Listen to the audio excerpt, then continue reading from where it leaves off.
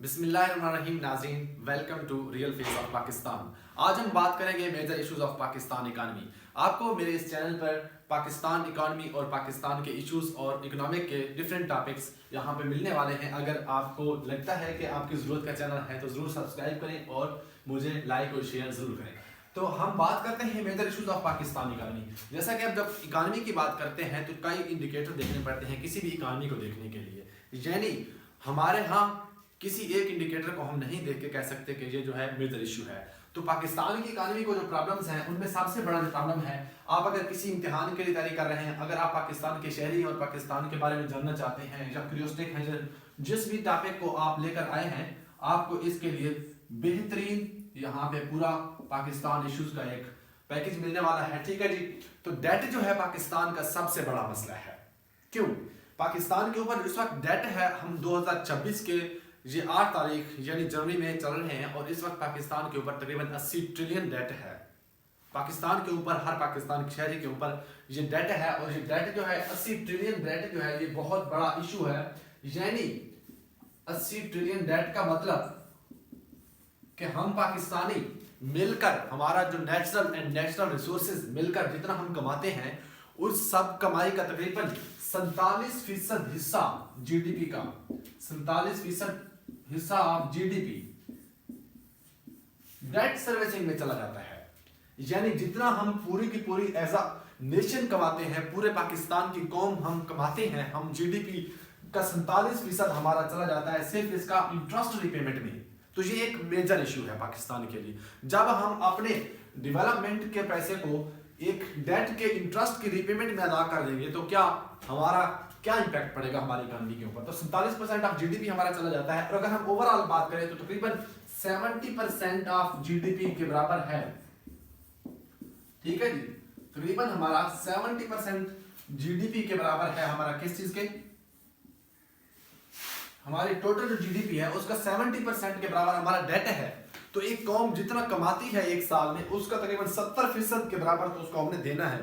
30% जो बचता है हमारे पास, हमने पूरी इकोनॉमी को चलाना है। तो क्या हो गया, ये हमारा एक बहुत बड़ा मेजर इशू है डेट जो है हमारा। ठीक है, ओके हो गया यहाँ तक। और हमारी जो टोटल जीडीपी है इस वक्त वो है 117 ट्रिलियन 2025-26 की जो है।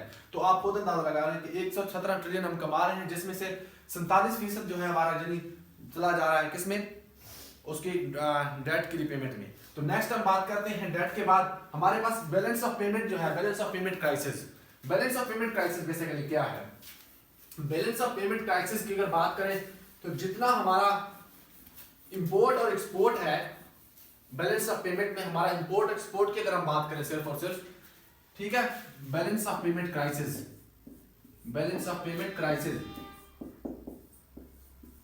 यानी हमारा जितनी विजिबल और अनविजिबल हमारी जो ट्रांजैक्शंस हैं, जो हमारी इंपोर्ट और एक्सपोर्ट है, हम फॉरेन जो अकाउंट पर हमारी जो शो होती हैं उसको हम बैलेंस ऑफ पेमेंट कहते हैं। लेकिन हम सिर्फ अगर बैलेंस ऑफ ट्रेड की बात करें, ट्रेड यानी हमारी इंपोर्ट वर्सेस एक्सपोर्ट,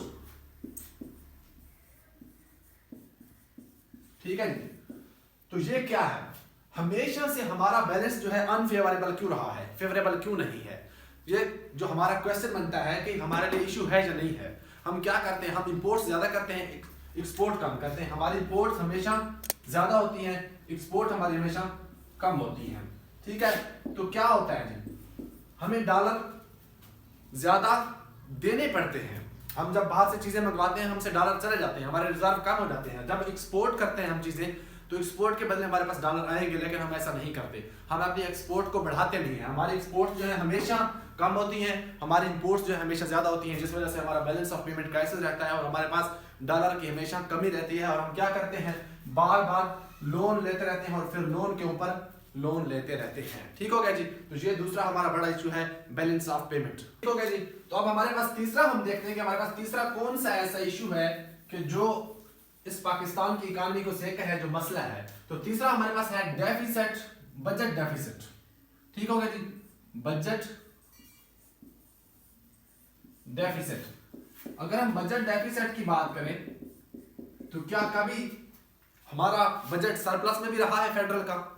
बहुत मुश्किल बात है। बेशक डेफिसिट में होना कोई बुरी बात भी नहीं है, लेकिन इतना डेफिसिट होना कि हमें फिर डेट फिनेंसिंग की तरफ जाना पड़ता है। हमें फिर अपने जो है मामलात को पूरा करने के लिए, मामलात को चलाने के लिए, इकानमी को चलाने के लिए हमें क्या करना पड़ता है, हमें कर्जा लेना पड़ता है।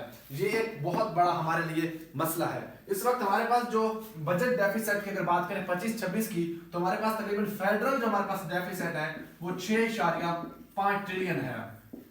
6.5 ट्रिलियन, ठीक है जी। तो हमारा जब ये 6.5 ट्रिलियन गैप है जो हमने पूरा करना है पाकिस्तान को चलाने के लिए, इस इकानमी को चलाने के लिए, गवर्नमेंट को चलाने के लिए, ये कहाँ से पूरा करेंगे हम फिर डेट की तरफ जाएंगे और डेट फिनेंसिंग करेंगे, लेके आएंगे, फिर हम अपनी इकानमी को चलाएंगे। तो ये डेफिसिट फिनेंसिंग भी एक हमारा मेजर इशू है। उसके बाद हम अगर बात करें इन्फ्लेशन की या ओवर पॉपुलेशन की या बाकी चीज़ों की, तो वो भी ज़रूर हैं, लेकिन जो हमारे मेजर इश्यूज हैं यही हैं। अगर मेरी वीडियो आपको अच्छी लगी है और इस तरह की आप मजीद वीडियोस चाहते हैं कि किसी भी टॉपिक पर आपको चाहिए, सकते हैं कमेंट कर सकते हैं, जिसमें आपको मैं उस टॉपिक पे कंप्लीट वीडियो बनाऊंगा। अगर आपको मेरी वीडियो अच्छी लगी है तो शेयर करें, लाइक करें और सब्सक्राइब करें। थैंक यू, अल्लाह हाफिज़।